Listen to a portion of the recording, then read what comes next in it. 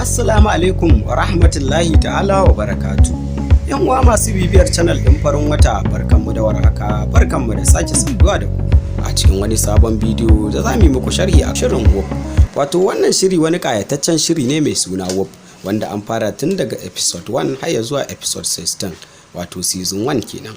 Yanzu kuma an juya a cikin season 2 wanda shirin yana ci gaba da kayatar da al'umma. Ana kira ga duk masu sha'awar da kuma kallon wannan shiri mai suna WOP, wanda shahararren mawaƙin nan wato Lilin Baba yake gabatarwa, ya iya ca shi ne producer na wannan fim. Sannan kuma fim ɗin na ci gaba da ɗaukar hankalin mutane, domin kuwa fim ɗin ya zo da salo irin na zamani, wato irin wanda ake son kowane series ya tafi da shi. Shirin WOP dai shiri ne wanda ya ɗauko cakwakiya kala-kala, wato soyayya da kuma 'yan fitintunu da kuma ƙalubale na rayuwa, wanda wannan shiri ya zo da shi domin faɗakar da al'umma. Yanzu haka dai an saki episode 12 wato season 2 kuma episode na 12 wato fita ta 12 kenan. Wannan kaɗan daga cikin abin da ke faruwa ne. Ko za ku iya faɗa mana sunan wannan jaruma, sannan kuma me ya fi burge ku a game da wannan shiri mai suna WOP?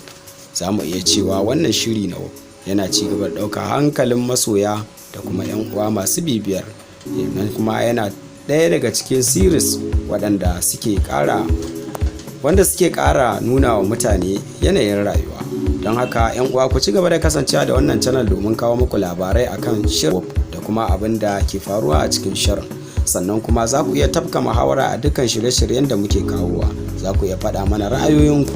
Tambayar dai tamu ita ce kamar haka: me ya fi burge ka a cikin shirin tun daga episode 1 da aka fara wato na cikin season 1 har ya zuwa yanzu episode 12 da ake ciki wato season 2?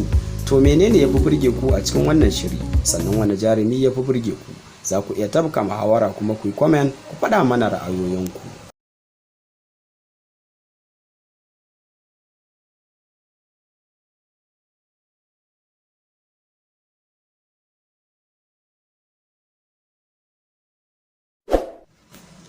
Yan uwa, wannan shine karshen bidiyon mu, amma kar ku manta danna mana alamar subscribe idan ya kasance wannan shine farkon ziyartar channel din farin wata, sannan ka taba alamar ƙararrawa, sai ka taba mana alamar like domin samun sababbin shirye-shiryen mu a duk lokacin da muka dora. Ku huta lafiya, muna sauraron ra'ayoyinku.